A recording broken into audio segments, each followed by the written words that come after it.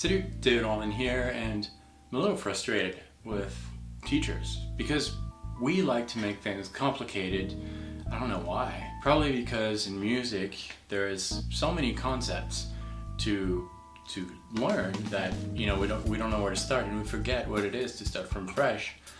And it's a little frustrating to read books about music theory, and even me, I'm reading these books and I get so confused. It really doesn't have to be that way. It just takes more work from the teacher to put himself in the shoes of a brand new musician who's coming to music theory with all the preconceived ideas and just make things simple. This has been my quest probably since I started teaching. I think I finally figured out the way to approach music theory, whether you're a beginner or an advanced player, and make sense of everything. This is what I came up with.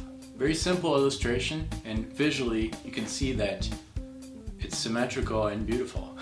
And that makes things easier to remember. This right here is what I call the music theory's DNA. This diagram represents all the different tones available in Western music. They're classified into 8 different columns. Basically, these are all the possible intervals. If you keep this diagram in mind whenever you approach a new music theory concept, things are going to make much more sense than they used to. This is how it works. The first dot is your starting point, and that's why there is only one, because the starting point is the starting point. Whether I'm here or over there, I am still in one space, and that's where I am. That's our starting point. That's the root from where you're going to start measuring all the other intervals. From the first dot, I can go to the second, but I have 2 different paths here.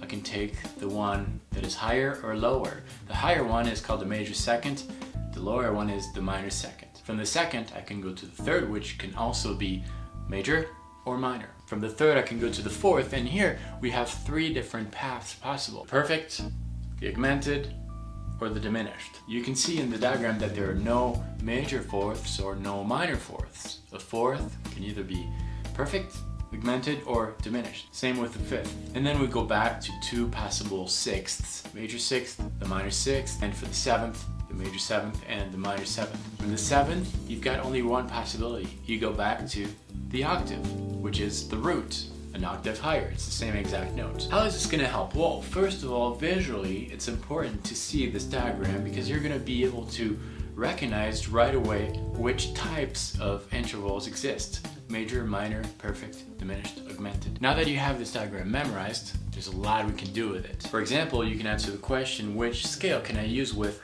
a minor chord? A minor chord is made of a root, a minor third, and a perfect fifth. If you look at all the empty columns, those are notes that are possible to play. Those are notes from the scale. Which one are you going to pick? If these notes are not given in the chord or chords, you get to choose. So for example, on a minor chord, you can use a scale that has a minor second or a major second. It's completely up to you. Same with the fourth, the sixth, or the seventh. It means there's a lot of different possible scales that you can play with a minor chord, and there's no right or wrong answer. It's completely up to you. The more notes that are given in the chord, the less options you're going to have as far as which scale to use. And that's music theory. You can go a lot further with this, but bring everything back to this diagram.